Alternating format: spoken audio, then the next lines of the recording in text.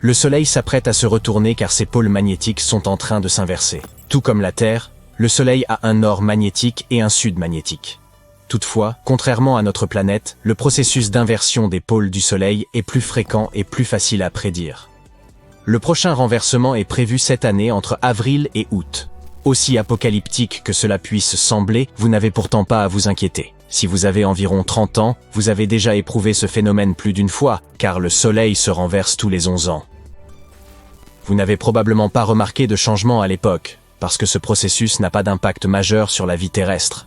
Mais cette fois-ci, les choses pourraient être un peu différentes.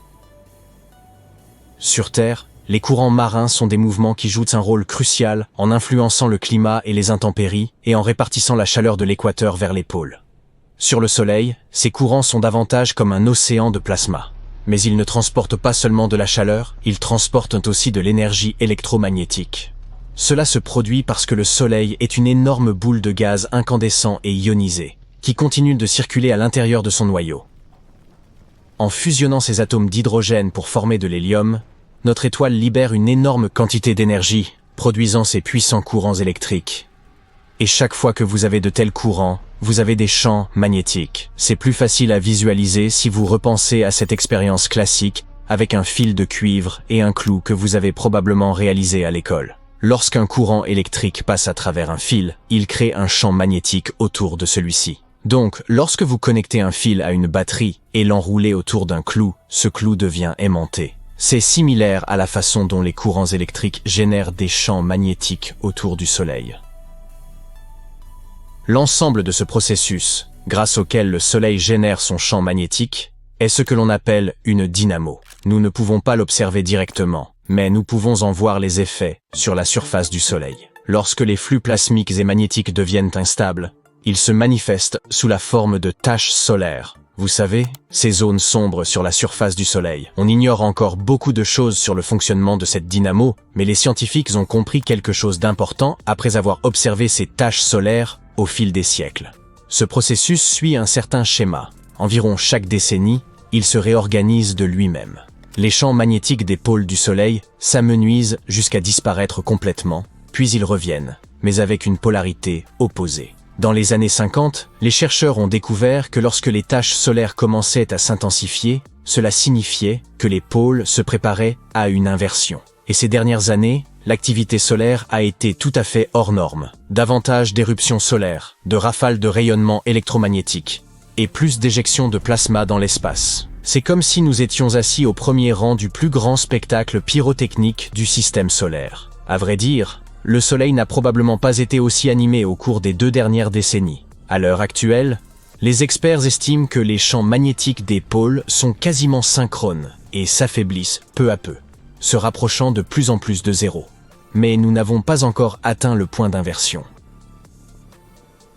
Bien qu'il puisse sembler que le Soleil inverse ses pôles tous les 11 ans, comme une horloge, la vérité est que ce n'est pas aussi nettement défini. Ce chemin ne se fait pas sans encombre, et certains aspects du phénomène sont encore très difficiles à prédire. Prenez le dernier cycle solaire, par exemple. L'hémisphère nord a débuté son inversion magnétique dès le début de juin 2012, mais il a ensuite rencontré un obstacle et a stagné autour du point neutre jusqu'à fin 2014. Pendant ce temps, dans l'hémisphère sud, les choses étaient aussi plus fluides, et le changement de polarité s'est produit courant 2013. Cette fois-ci, l'activité solaire paraît plus régulière. Les choses semblent se dérouler plus en douceur pendant ce cycle, avec une transition des pôles plus uniforme. Mais voilà le truc. Ce processus d'inversion ne se répète jamais à l'identique, et c'est ce qui rend ce phénomène si intéressant à observer. Mais en même temps, il est difficile de prédire comment cela nous affectera ici-bas. Ici sur Terre, nous n'avons guère à nous soucier de ces intenses explosions solaires qui se produisent à 150 millions de kilomètres de distance. Mais si, et l'on dit bien si, une tempête solaire devait frapper notre planète, la principale menace qu'elle représenterait serait probablement la perturbation des satellites de communication dans l'espace. Néanmoins, les choses pourraient en prendre un tour différent lors du cycle d'inversion prévu pour 2024, car le nombre de satellites en orbite a explosé ces dernières années. Le système Starlink, par exemple, implique à lui seul plus de 4000 d'entre eux. Tous ces satellites de communication et autres GPS pourraient être impactés voire même détruits par une puissante tempête solaire. Bien que les chances qu'une puissante tempête solaire frappe la Terre soient minces, ce n'est pas impossible. En 1859, lors de l'événement de Carrington, une tempête s'est produite près d'un pic d'activité solaire, provoquant des surtensions dans les lignes télégraphiques, déclenchant des incendies et perturbant les échanges à l'échelle mondiale. La Terre s'est murée dans le silence lorsque toutes ces communications télégraphiques ont été coupées. Imaginez simplement ce qu'une tempête solaire pourrait faire à notre vaste flotte de satellites aujourd'hui. Elle pourrait affecter tout ce dont nous dépendons quotidiennement, de la géolocalisation et des télécommunications basées dans l'espace au service de prévision météorologique. La distribution de l'électricité au niveau du sol pourrait également être affectée. Vous pouvez faire une croix sur YouTube, et même sympa, parce que si un tel événement se produisait aujourd'hui, il pourrait mettre à mal Internet, coupant du monde d'innombrables personnes. Les prédictions affirment que si un événement de type Carrington se produisait aujourd'hui, il en résulterait des dommages allant de 600 à 2600 milliards de dollars. Et on parle ici uniquement des États-Unis. Heureusement pour nous, des tempêtes solaires aussi intenses que l'événement de Carrington n'arrivent qu'une fois tous les 500 ans environ. Une mauvaise nouvelle pour les satellites de communication, mais une excellente nouvelle pour les observateurs d'aurores boréales. Durant l'événement de Carrington, des aurores éblouissantes ont illuminé le ciel et le spectacle des lumières polaires s'est étendu bien au-delà des contrées habituelles. Ces aurores boréales ont été aperçues jusqu'au sud de Cuba ainsi qu'à Honolulu, tandis que des aurores australes ont été vues jusqu'à Santiago, au Chili.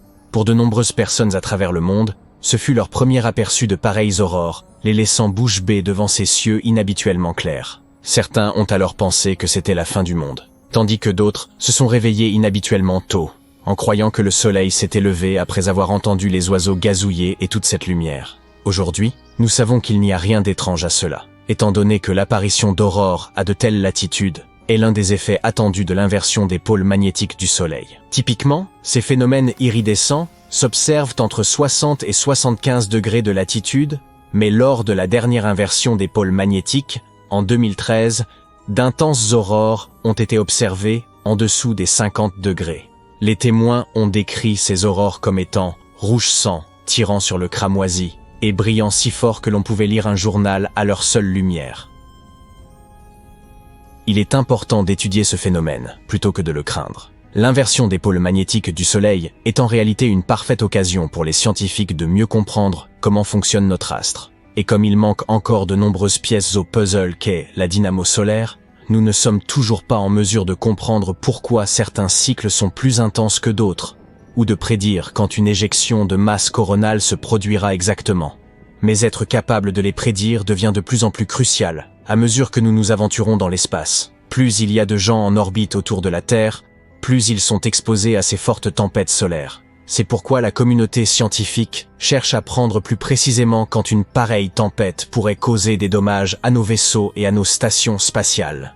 De plus, cela aiderait les météorologues à effectuer de meilleures prévisions, non seulement sur Terre, mais aussi dans l'espace.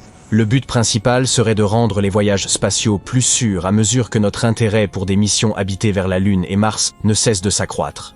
Une autre raison pour laquelle il serait important d'en apprendre davantage sur l'inversion des pôles du Soleil est de mieux comprendre comment fonctionne le mystérieux cœur de notre astre. Cela pourrait en effet nous aider à mieux saisir l'aspect d'autres étoiles de l'univers et peut-être nous rapprocher de la réponse à l'ultime question. Que faisons-nous ici ?